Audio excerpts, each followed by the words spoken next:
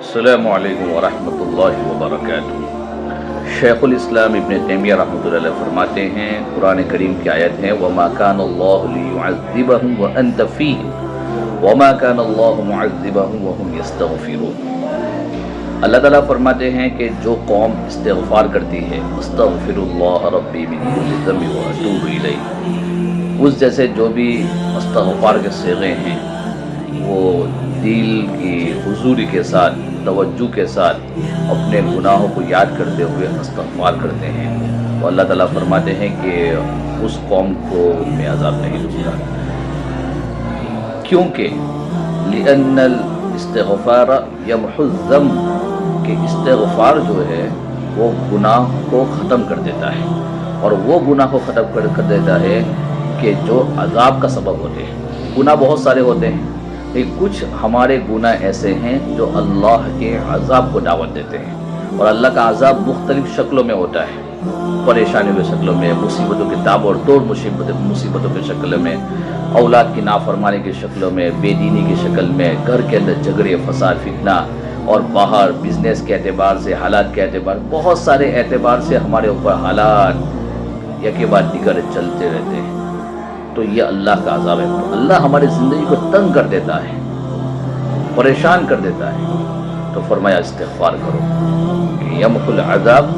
کہ یمحو الذنب، کہ گناہ کو ختم کر دیتا ہے، اور وہ گناہ جو سبب العذاب،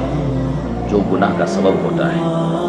فیندفع العذاب، اور جو ہے عذاب کو ٹال دیتا ہے۔ اس لیے استغفار ایک مسلمان کی زندگی میں صبح شام استغفار نہ ہو، ہر نماز کے بعد استغفار نہ ہو، چلتے پھرتے استغفار نہ ہو، تو وہ زبان، وہ زندگی، وہ لمحے،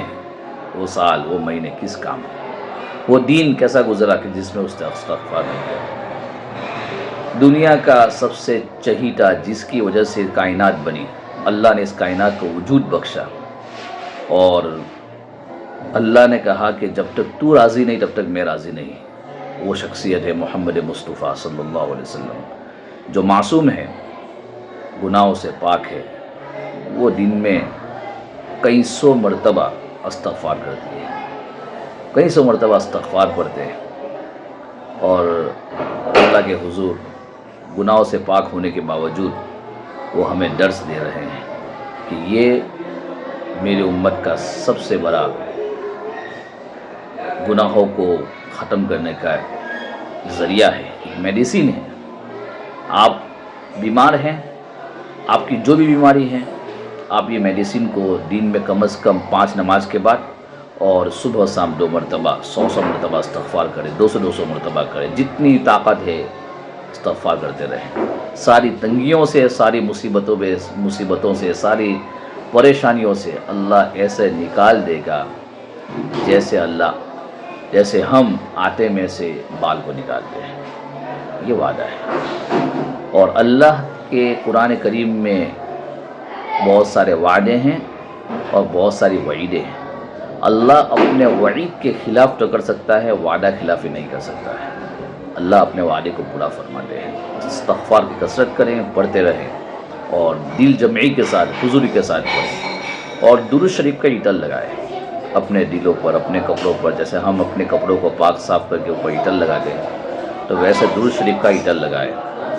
صلی اللہ علیہ وسلم پڑھتے رہیں۔ یہ کہتے ہیں کہ یہ درود شریف سب سے بڑی چیز جو اللہ کے نبی کی سفارش نصیب ہوگی، لیکن دنیا کے اندر اللہ تعالیٰ محبت لوگوں کے دلوں میں ڈال دے گا، روزی کے دروازے آسان فرما دے گا، نفرتوں کو ختم فرما دے گا، آپس میں اتحاد، اتفاق، محبت پیدا ہو جائے گی، شکل و صورت کے اعتبار سے ایک باوجہ باوقار انسان نظر آئے گا۔ اللہ تعالیٰ ہم تمام کو اس پر عمل کی توفیق نصیب فرمائے۔